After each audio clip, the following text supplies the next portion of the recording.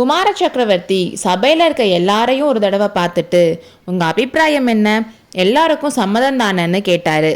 எல்லாரும் அமைதியாகவே இருந்தாங்க. உண்மை என்னன்னா, அங்கே வந்தவங்க யாரும் யுத்தம் பற்றி அபிப்பிராயம் சொல்கிறதுக்காக வரல. சக்கரவர்த்தியோட அபிப்பிராயத்தையும் கட்டளையையும் தெரிஞ்சுக்கிறதுக்காக வந்தாங்க.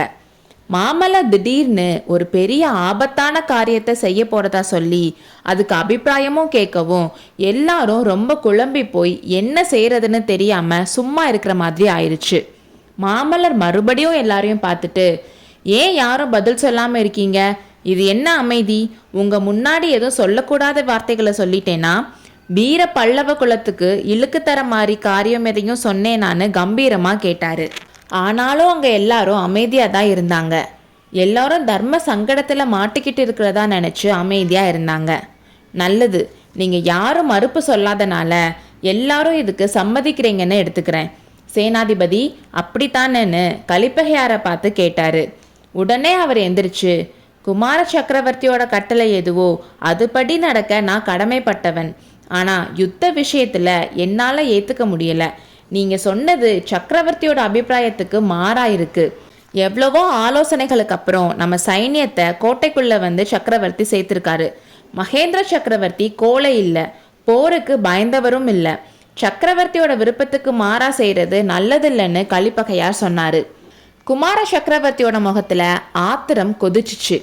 சேனாதிபதி, என்னோட அப்பா கோழைனோ இல்லை பயந்தவர்னோ நான் சொன்னேன்னா அதை விட நான் என் நாக்கை அறுத்துக்குவேன். என் அப்பாவோட யுத்த தந்திரம் வேற, என்னோட யுத்த தந்திரம் வேற. அவர் இல்லாதப்போ என்னோட யுத்த தந்திரத்தை யூஸ் பண்ண எனக்கு அதிகாரம் இருக்கு. சேனாதிபதி, பல்லவ சைன்யம் நாளைக்கு சூரியோதயத்துக்குள்ள யுத்தத்துக்கு கிளம்ப தயார் பண்ணுங்கன்னு சொன்னாரு. கலிப்பகையார் கொஞ்சம் தன்மையா, பல்லவகுமாரரோட தந்திரம் யுத்த தந்திரம் இல்லை, தற்கொலை தந்திரம். வாதாபி சைன்யத்துல 5 லட்சம் போர் வீரர்கள் இருக்காங்க, பல்லவ சைன்யத்துல 1,00,000 பேருக்கு மேல இல்லைன்னு சொன்னாரு. மாமல்லர் கண்களில் கோபத்தி பறக்க சொன்னாரு. சேனாபதி, புள்ளலூர் போர்க்களத்துல பல்லவ வீரர் எத்தனை பேர், கங்கப்பாடி வீரர் எத்தனை பேர்னு உங்களுக்கு தெரியுமா? 50,000 கங்கப்பாடி வீரர்களை வெறும் 10,000 பல்லவ வீரர்கள் புறங்காட்டி ஓட வைக்கலையா? போர்க்களத்துல ஆட்களோட கணக்கா பெருசு, வீரம் தானே பெருசு. இதை நீங்க இன்னும் தெரிஞ்சுக்கலையான்னு கேட்டாரு. வாதாபி சைன்யத்துல 5 லட்சம் வீரர்கள் மட்டும் இல்ல, 15,000 யானைகள் இருக்குன்னு சேனாதிபதி சொன்னாரு. இருந்தா என்ன, நம்ம தளபதி பரஞ்சோதியோட வேலுக்கு பயந்து மதம் பிடித்த யானையே காஞ்சி தெருல தறிக்கட்டு ஓடுனது நம்ம சேனாதிபதிக்கு தெரியாது போல. தளபதி பரஞ்சோதி மாதிரி 1 லட்சம் வீர சிங்கங்கள் நம்ம சைன்யத்துல இருக்கிறப்போ புலிகேசியோட போர் யானைகளுக்கு நாம ஏன் பயப்படணும்? இந்த மாதிரி 2 பேரும் மாறி மாறி பேசி விவாதம் முத்திக்கிட்டே போறத பார்த்துட்டு கவலையான முதல் மந்திரி சாரங்கதேவர் எந்திரிச்சாரு. ஒரு விஷயம் நாங்கள் தெரிஞ்சுக்க விரும்புகிறோம். சக்கரவர்த்தி வந்து சேர்றதுக்கு இன்னும் நேரம் இருக்குல்ல, இந்த விஷயம் கோட்டை வாசல் காவலர்களுக்கு சொல்லியாச்சா? சக்கரவர்த்தி ஒருவேளை நைட்டு லேட்டாக வந்தா கதவை திறந்து விட காவலர்கள் ரெடியாக இருக்காங்களான்னு கேட்டாரு. அப்போ பரஞ்சோதி, ஆமாம், அப்படித்தான் கட்டளை போட்டிருக்கேன்.